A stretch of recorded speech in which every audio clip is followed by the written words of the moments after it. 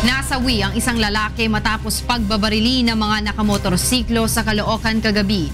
Ang mga suspect nakuhanan ng CCTV sa tapat ng bahay ng biktima.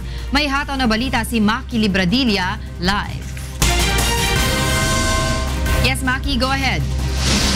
Yes, Angela, kita pa sa CCTV ng kumarada sa tapat ng bahay ng biktima itong mga lalaking sakay ng motorsiklo sa barangay 152. Dito yan sa Caloocan City, mag-aalas 11 kagabi. Pagbaba ng mga sospek ay pumasok ang mga ito sa loob ng bahay. Ilang sandali pa, makikitang nagtakbuhan ng mga tiyuhin na kasama ng biktima sa loob ng bahay. Pagkatapos ng krimen ay mabilis na tumakas ang mga sospek at dito na natagpuan ang wala ng buhay na katawan ng biktima.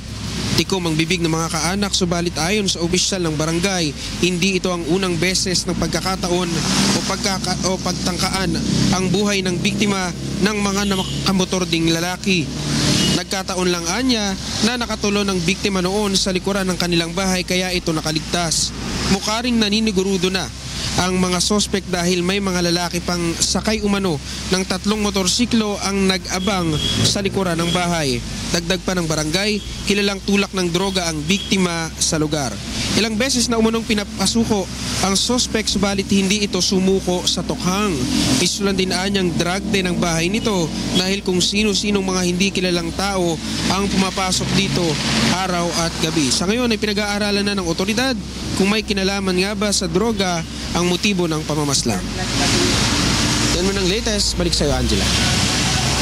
Maraming salamat sa iyo, Maki Libradilla, live na nagulat mula sa Caloocan City.